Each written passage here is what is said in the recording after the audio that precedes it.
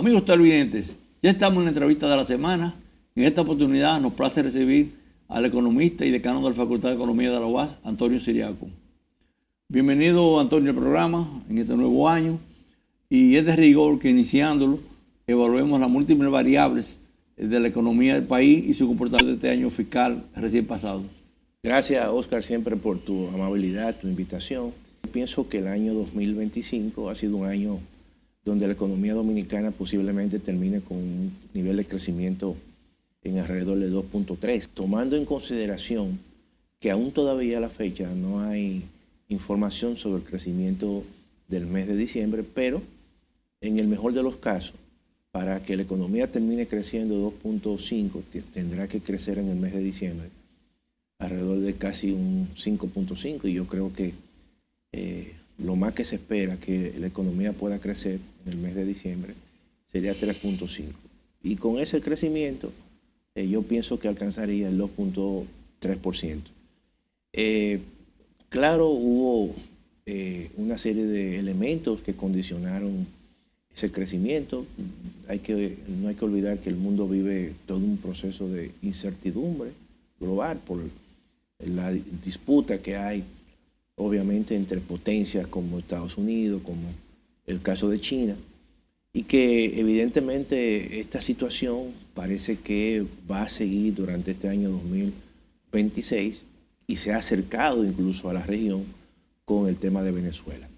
Pero es evidente que el 2025, Oscar, hubo una serie de situaciones que también internamente que condicionaron ese crecimiento relativamente bajo. No estamos hablando de una economía en crisis, obviamente que no, pero sí una economía que se ha desacelerado, y eso evidentemente tiene repercusiones porque hemos sido una economía que durante mucho tiempo hemos estado creciendo a tasas entre 4.5 y un 5%. Pero el año 2025 fue un año al margen también de esas situaciones del entorno internacional, también situaciones que afectaron obviamente el comportamiento de la economía dominicana, que fue la tasa de interés. La tasa de interés fue una variable que en promedio durante el año 2025 estuvo relativamente alta. Y ahí tuvo mucho que ver que también en los Estados Unidos la tasa de los fondos federales estuvieron también relativamente altas. Tú sabes que la República Dominicana, Oscar, está integrada comercialmente a los Estados Unidos. Nosotros más del 50%, casi el 50% de los ingresos en divisas por diferentes fuentes vienen de los Estados Unidos. La inversión extranjera es un 50%. Las remesas en un 80% vienen de Estados Unidos. Las exportaciones de zonas francas en un 68% van al mercado norteamericano.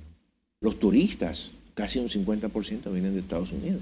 Entonces también ese comportamiento de la economía norteamericana tuvo un impacto importante en la dinámica interna de esta economía. Mira, hay que decir lo siguiente. La estructura de la economía dominicana, Oscar, descansa básicamente en dos sectores que durante los últimos años tuvieron una alta incidencia, que es el sector de la construcción, que es el sector de mayor ponderación. Está el turismo, que evidentemente en los últimos años también jugó un papel importante. Sin embargo, en el año 2025, el turismo se desaceleró. Incluso a pesar de los anuncios que se hicieron, Oscar, de que, y hemos llegado a 12 millones, que llegamos a un poquito 12 millones de visitantes, pero hay un componente de esos visitantes que son turistas, vamos a decir. Y el concepto de turista básicamente implica que son ciudadanos extranjeros, no residentes. Eso te iba a decir que hay una discusión ahí. Entonces, ¿qué ocurre? Ese componente de ciudadanos extranjeros no residentes, obviamente, se fue ralentizando durante todo el año 2025. Por lo tanto, el valor agregado del turismo fue menor que en el año 2024. No, y todos los dominicanos que vienen. Claro, y eso incidió en el año entero, Claro. entran y salen. Entran y Entonces tú salen. lo estás poniendo como turista y no es verdad. No, y no solamente eso, Oscar, sino también que los cruceristas, que vamos a decir que son extranjeros, que son visitantes, pero son de corta duración. Vienen en la mañana y se van en la tarde. Y se van en la tarde. Entonces no es lo mismo que el turista, en este caso extranjero, no residente, que viene y te dura 15 días, te dura una semana, te puede durar hasta 20 días. Y esos son los que obviamente gastan mucho. Y eso, de una forma u otra, son los que permiten un proceso fuerte de encadenamiento con otros sectores. Y eso influyó en la economía dominicana, pero también el sector de la construcción. El sector de la construcción, que es un sector, Oscar, que está muy supeditado a tasas de interés, al movimiento de las tasas de interés, porque son sectores que funcionan con un gran apalancamiento sobre la base de deuda. Y entonces, cuando las tasas de interés están altas, obviamente que eso ralentiza los nuevos proyectos. Son más caros. Son más caros y luego entonces las viviendas son más caras, pero también al ser más caras las viviendas te ralentiza la demanda, obviamente. Sí. Y entonces pasa igual con aquellos que van a tomar algún préstamo hipotecario. Si la tasa de interés está más alta, posponen esas compras. Y eso también incidió, y además tú le sumas eso, que los costes de los insumos que utilizan en ese sector también fueron más caros. Es decir, que se combinaron esos aspectos de esos sectores de una forma u otra, crecieron menos, incluso el sector de la construcción tuvo un crecimiento en algunos meses negativo, y eso claramente incidió en que la economía dominicana tuviera el año pasado ese proceso de desaceleración de la economía. Por lo tanto, eso incide, es un aspecto a resaltar. Tú puedes decir, no, pero en otros países centroamericanos también tuvieron las mismas condiciones, pero son países que tienen una estructura sectorial diferente. Por ejemplo, tú vas a los países centroamericanos, exceptuando a quizás Costa Rica, pero todavía tienen una base agrícola importante, exportadora, Sí. ¿no? Y no tienen un sector de la construcción tan dinámico como el de la República Dominicana. Y además, de una forma u otra, algunos países centroamericanos dependen mucho más que la República Dominicana de las remesas. Por ejemplo, en el caso de El Salvador, las remesas representan casi el 15% del Producto Interno Bruto. Todo eso tiene una influencia importante y establece que esas economías tengan tasas diferenciadas de crecimiento con relación a la economía dominicana, porque sus estructuras, obviamente económicas, sus sectores económicos, en algunos casos tienen pesos diferentes que el de la República Dominicana. Por lo tanto, esas son las condiciones que se dieron en el año 2025. Este año, obviamente, siempre las predicciones que se hacen son predicciones sobre la base de un momento determinado. Pero ante un mundo tan incierto, obviamente las predicciones, los pronósticos, Oscar, hay que irlo totalmente cambiando, observando, porque es que lo que se está dando en el mundo es un proceso muy rápido. ¿Quién iba a pensar que en el mes de enero Estados Unidos iba de una forma u otra a hacer una intervención donde precisamente capturen al presidente de Venezuela? Y eso ha generado una situación de tensión, de temor, pero además el presidente Donald Trump ha hablado de que lo que le interesa es el control de los recursos naturales allí, del petróleo. Y también ha amenazado a otros países del Caribe, el caso de Colombia, el caso de Cuba, el caso de México. Y la República Dominicana está en el centro de esa gran cuenca del Caribe. Y eso, Oscar, puede tener un impacto en los pronósticos de crecimiento que se han hecho para la República Dominicana para este año 2026. El Banco Mundial acaba de presentar un documento donde habla de que la economía dominicana puede crecer este año 4.5 siempre y cuando 4.5 sí, ese rango ahí. Siempre y cuando pueda haber un flujo fuerte de inversión extranjera. Pero yo te pregunto, si bien es cierto que con la situación que se ha presentado en Venezuela, que la República Dominicana, Oscar, pueda tener una, en este caso Estados Unidos puede tener un control de los recursos naturales de Venezuela y básicamente el petróleo, eso puede generar un proceso de una tendencia bajista del petróleo y puede beneficiar a la República Dominicana, por ese lado.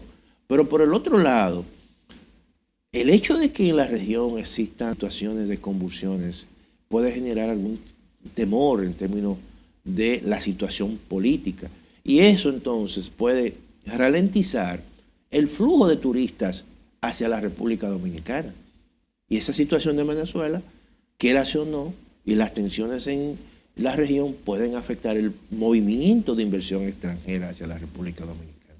Por lo tanto, fíjate que hay dos elementos condicionantes a que la economía dominicana pueda, obviamente, tener un menor crecimiento o no alcanzar esa meta de crecimiento. Obviamente que uno no quiere eso. Uno quiere que la economía dominicana pueda seguir creciendo y crezca mucho más que el año 2025, pueda generar empleo, pero los elementos objetivos del entorno internacional te indican que hay que ser prudente y hay que estar totalmente, de manera continua, monitoreando todo el entorno internacional para ver, obviamente, cómo esa situación puede ir afectando las metas de crecimiento y se puedan hacer los ajustes correspondientes para claramente tener el mejor desempeño en el año 2026. Sí.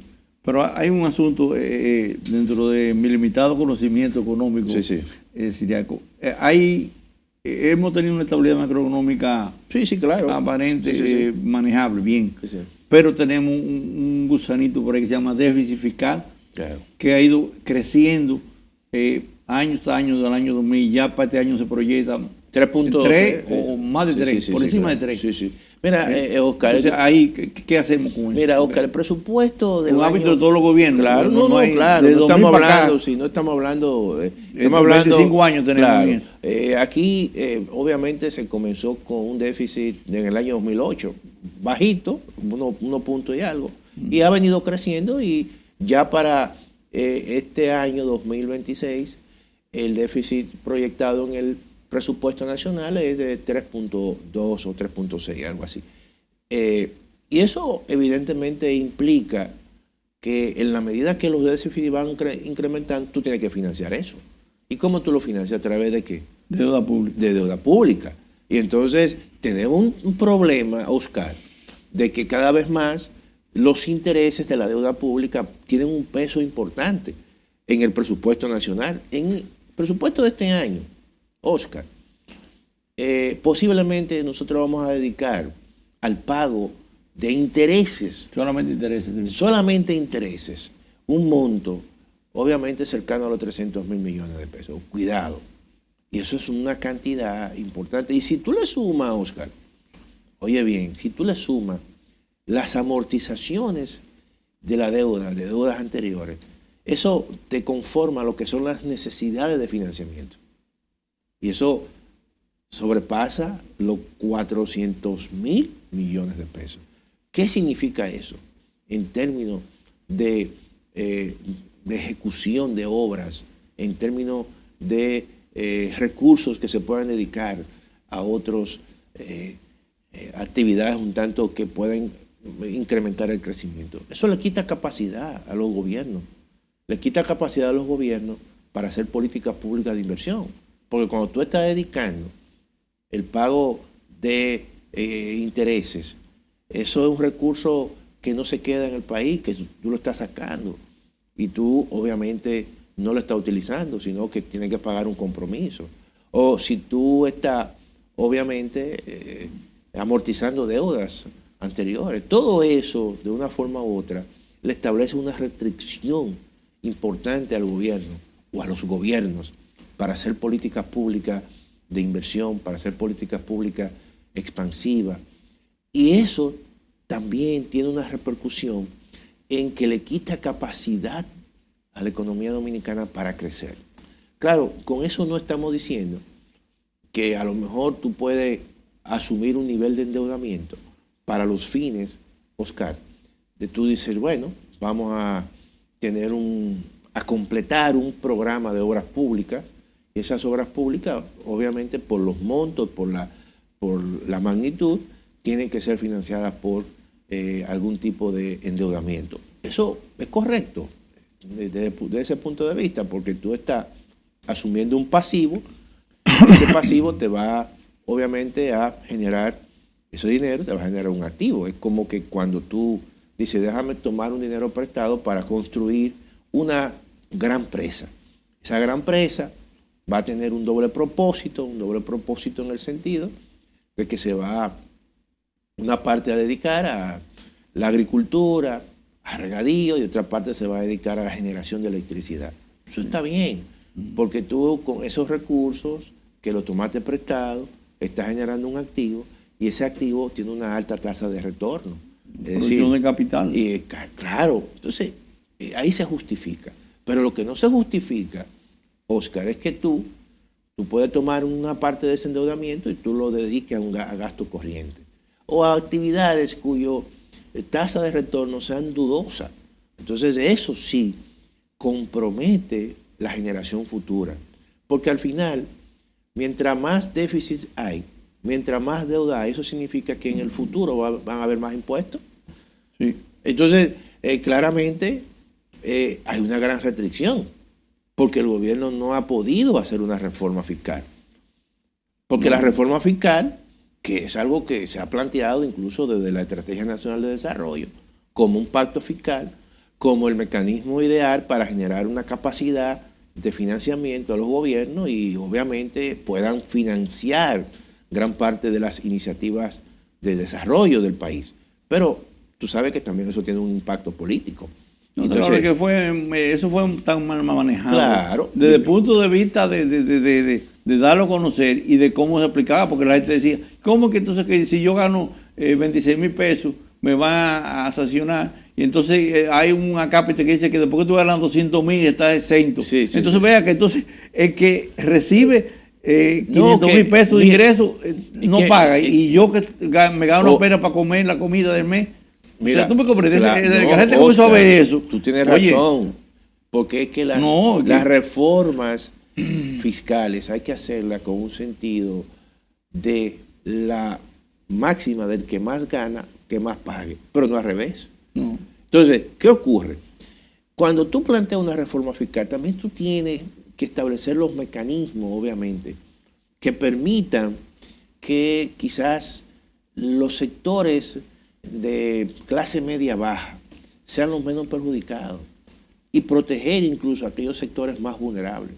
Entonces, por ejemplo, la reforma que se planteó en un momento determinado en el año 2024 fue una reforma que de una forma u otra vendió en el imaginario de la gran mayoría de que lo iba a afectar. Y por algunas razones. Por ejemplo, yo nunca he sido partidario de que lo que es la canasta básica tú la puedas gravar. Y en la reforma que se presentó, habían algunos productos que pertenecían a la canasta básica, como las legumbres, que se le establecía un ITEVIS. Entonces, todo eso, de una forma u otra, genera una especulación muy fuerte. Y eso por ahí, entonces, comenzó ya todo un proceso de debilidad, de falta de legitimidad, de una propuesta que de una forma u otra es delicada y tiene que ser bien vendida. Entonces, y tú tienes que establecer un equilibrio también, un equilibrio entre medidas que pueda tomar, medidas que puedan ser de manera inmediata, medidas que tengan un contenido de gradualismo, de tal manera que la gente la pueda asimilar y la pueda entender. Entonces, en ese aspecto, yo vi esa reforma en ese momento determinado, tenía algunos elementos interesantes, pero también tenía un efecto de choque, es decir, de un año a otro tratar de conseguir 122,000 millones, cuando yo creo que las reformas en estos tiempos, en el contexto en que estamos viviendo, en lo que es la sociedad dominicana de hoy, tienen que tener un contenido de gradualismo. Progresiva. Y entonces, que sean progresivas, pero que sean medidas graduales. De tal manera que si tú necesitas 122 mil millones de pesos, que es el monto, vamos a decir, que te pueda disminuir el déficit casi en 1 o 2%, pero que esos recursos se vayan agenciando, ingresando de manera gradual. Bueno, que este año... Como dice, prueba y ajuste. Claro, ajuste, error y prueba, ¿no?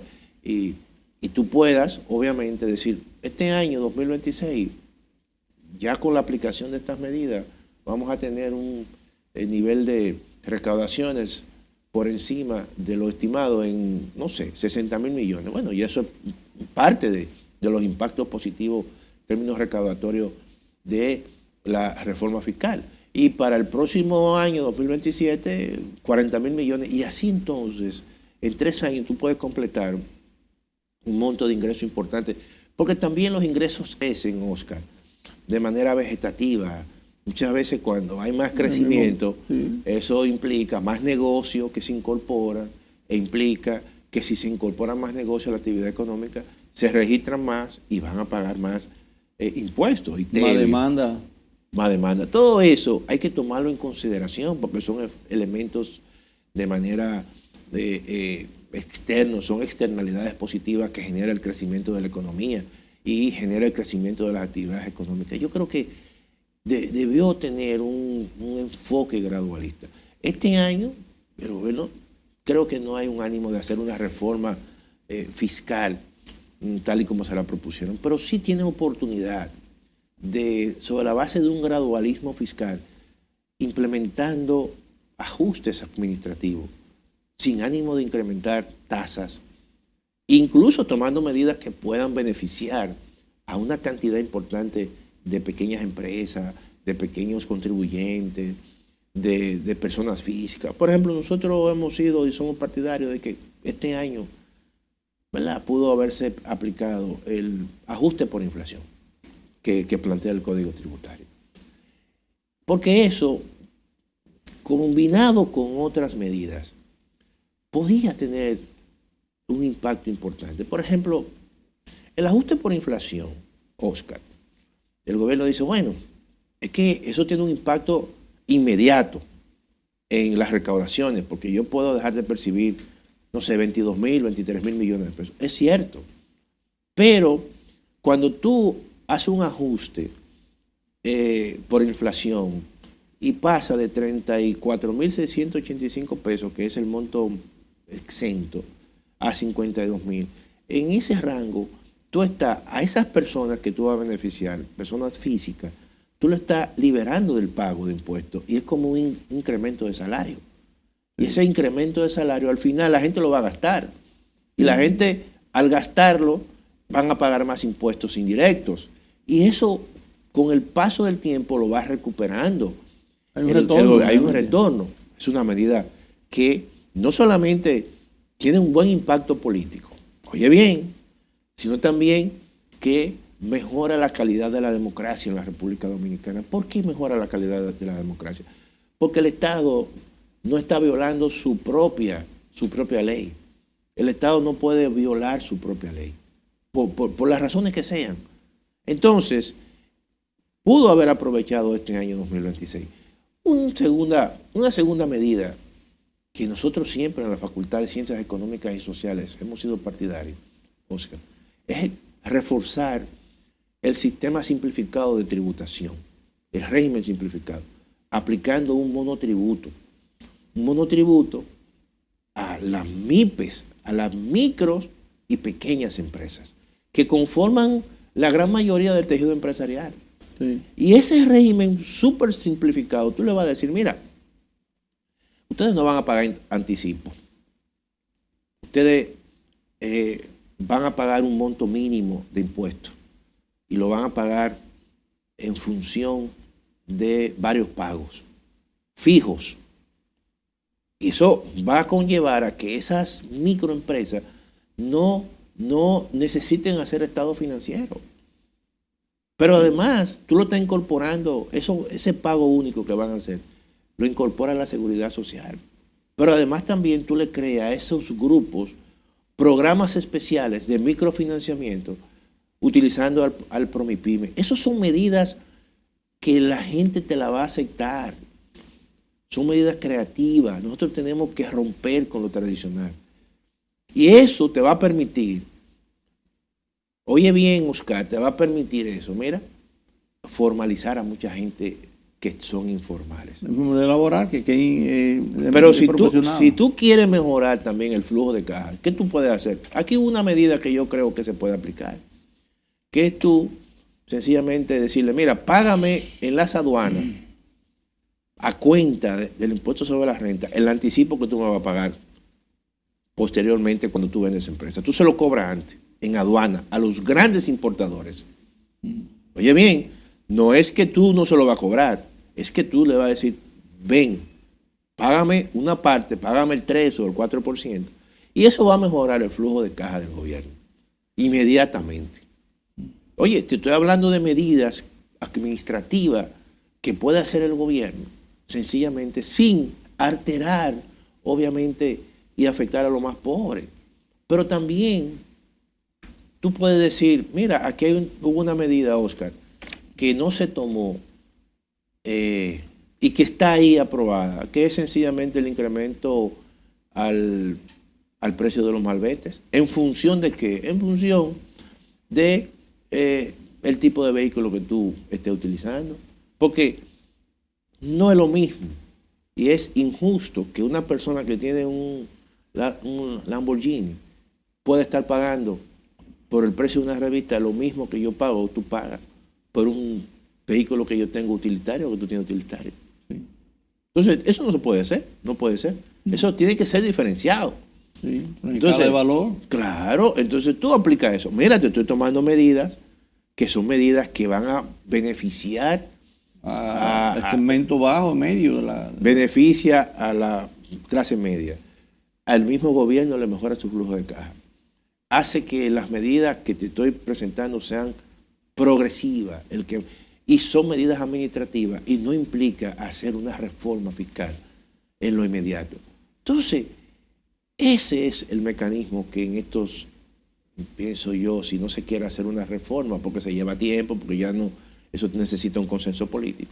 Es decir, que hay mecanismos para que el Estado mejore su flujo de caja y el déficit vaya obviamente disminuyendo. Sí, pero es que es una retahíla de cosas que uno puede decir, claro. Qué malo comenzar este año con tantas, pero hay que decir la verdad. Sí. Tenemos ahí el problema de la distribuidora eléctrica, 106 mil millones ya están proyectando para este año 2026. Y es que no ha aparecido, ¿y qué trabajo da hacer que la gente pague la luz? Y no diga que tengamos que tener 100 mil millones, Oscar, es que de también, déficit, es que, Oscar, es inconcebible. Oscar, es que también, fíjate tú, eso conlleva hacer inversiones. Porque, por ejemplo, tú dices, es difícil, o puede ser fácil, pero no es tan fácil en muchos casos tú decirle a la gente, mira, paga más, tiene un coste político. Nadie quiere asumir eso. Ahora, ¿qué tú haces? ¿Qué fue lo que se planteó en un momento determinado para mejorar el flujo de caja? Precisamente en los sectores más carenciados, donde hay dificultades, obviamente, y que tampoco tú le vas a decir a un sector que tiene dificultad, que los salarios son bajos, que la tarifa eléctrica se va a reajustar hacia el alza, ¿no? Porque tiene un costo importante. Ahora, ¿qué se había planteado? Establecerle medidores prepagos. Pero tú tienes que tener los medidores prepagos. Tú tienes que comprarlos. Tú tienes que hacer una inversión. Son físicos instalados en la casa. Claro, prepago. Entonces ahí tú dices, bueno, definitivamente te pongo esto y tú prepagas lo que tú vas a utilizar. Si tú vas a utilizar 200 kilowatts. Es como una tarjeta de crédito. Una tarjeta de crédito. En sentido figurado. Claro, entonces tú tienes un monto. Cuando tú agotes ese monto, tú vuelves otra vez la recarga. Se comenzó, creo, el proceso hace unos años. Comenzó, pero se dejaron de hacer las inversiones y entonces esas inversiones obviamente son necesarias y el flujo de caja de la sede se fue obviamente desmejorando. Pero hace falta eso. No, entonces, es que hay una distorsión total. Entonces tú dices, han hecho reportajes de cómo tú vas muchas veces a barrios carenciados Entonces tú hay una gente con un aire acondicionado prendido 24 horas al día. Sí, así porque es. como no pagan, Claro. No hay conciencia. Entonces, ni nada, ¿no? Bueno. gran parte de esas pérdidas, obviamente que en muchos casos se le imputan a otros sectores que pagan. Sí. Entonces muchas veces llega a otros sectores un exceso de factura, ¿verdad? Es un monto de factura que dice, yo no consumí eso, ¿y por qué me incrementaron eso? Es por eso, sencillamente por esa situación. Entonces, pienso que en esos casos, lo primero que tiene que hacer el gobierno es mejorar su flujo de caja y establecer un plan de inversiones con la sede de tal manera que se focalicen esas inversiones en disminuir las pérdidas. Y las pérdidas, obviamente, no solamente son por las redes eléctricas, sino también pérdidas por el cobro de energía. Sí. Eso es muy importante. No, está claro. Hay una pérdida Claro, técnica. claro. Pero sería con los 2 minutos que nos quedan ya, los retos y desafíos para este 2026. Mira, yo creo, Oscar, que para este 2026 la República Dominicana tiene un gran reto.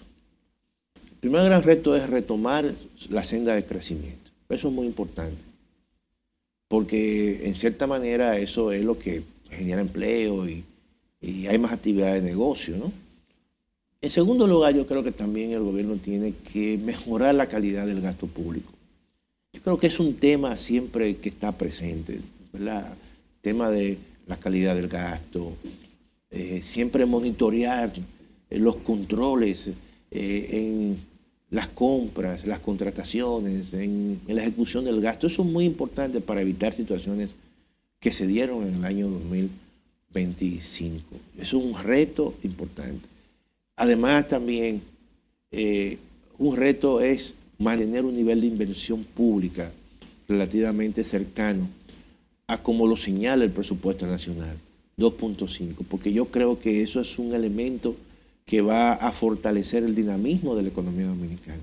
Genera crecimiento. Genera crecimiento y además establece un nivel de encadenamiento con el sector privado.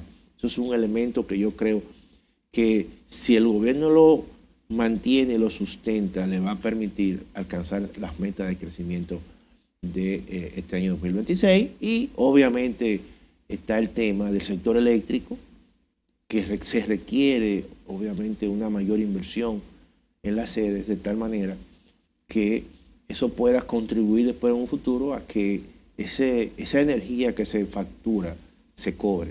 Si no, vamos a tener el mismo problema que hemos tenido durante todas estas décadas del tema eléctrico. Hemos mejorado en la, como dicen, en la generación, pero en la parte de la distribución y el cobro de energía, evidentemente que ha sido un gran talón en ese sector. Y eso hay que mejorarlo. No, que no tenemos problemas. Ya ahora en un par de meses entran 400,000 kilos de manzanillo. Aquí, o sea que hay un exceso. Sí, estamos bien en generación. El problema es el tema del cobro. No, está claro. Siriaco, agradecido de todas las informaciones aclaratorias y sugerencias que la autoridad deben tomar en cuenta para ver si comenzamos a cambiar estas tendencias negativas. Gracias, Oscar, siempre por tu amabilidad de invitarme a Agropecuaria del siglo XXI. Sí. Amigos, con la entrevista concluimos el programa. Muchas gracias por la atención. Le esperamos el próximo sábado a esta misma hora y este mismo medio.